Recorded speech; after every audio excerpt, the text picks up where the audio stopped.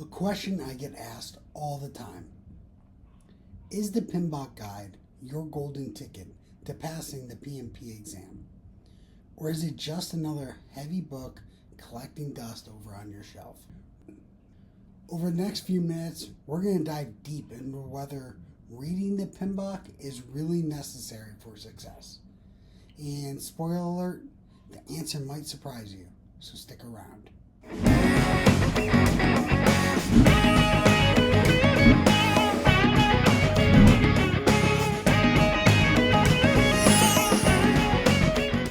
The PMBOK Guide, or the Project Management Book of Knowledge, is one of the most recognized resources in project management. Since PMBOK 1 came out in 1996, it's been a reference loaded with the best practices structured around the process groups and knowledge areas like planning, executing, and my favorite, risk management.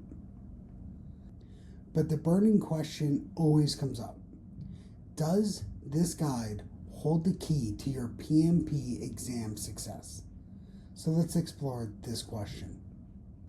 First, let's introduce you to the PMBOK, since it's a foundational resource for your studying. But it's not a sole prep material that you need to pass the PMP. Instead, there's other resources out there that we're going to talk about in a second. So the main question: what is the PMBOK guide? The PMBOK isn't a step-by-step manual. It's a framework of standardized practices for project managers. It's structured within the process groups, those initiating, planning, executing, monitoring, controlling, and closing, and covers all the knowledge areas like scope, cost, quality management. And it covers all the details around what the PMP exam is, giving the doctrinal knowledge anyone would need to know and how the Project Management Institute expects projects to be managed by their certified PMPs. And it is regularly updated too. At the time of this recording, the 8th edition has just finished its review period and should be coming out here soon in 2025. And it's going to reflect the evolving practices of project management, including more information around AI, that topic we're all talking about these days. And through these 3 updates that PMI does around the PMBOK guide is, it's really the best part about it, because it's not just another book that's out there. It's an evolving map of the project management landscape. It's helping people meet the needs and the technological updates from around the community and putting it into a source for everyone to have access to. But another question is, do you need to actually read it? Here's the deal. PMI doesn't mandate reading the PMBOK guide. Just like there never was a mandate for me to read the instruction manual for putting my kids' toys together this past Christmas. They asked me to assemble it. Sometimes I sat down, I put it together. That great mentality, I don't need the instructions. I can just wing it and hope all these little screws and pins go in the parts, the right areas. But the instructions help serve as a guide for what I need to do next in the process, which is what the PMBOK guide does for your studying around the project management concepts. Now, what matters most is that you understand the concepts that come out of the PMP Exam Content Outline.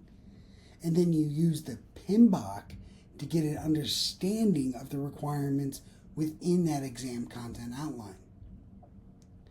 And the best way to think about this is that the PMBOK gives you the baseline for many concepts on the exam, like those inputs, those tools and outputs that are surrounded around the project activities. So while you don't have to read it cover to cover, it can be an invaluable reference throughout different specific points, especially within your study plan. Now, let's talk about the strategy of how you're going to use it and how you can leverage the PMBOK without feeling overwhelmed.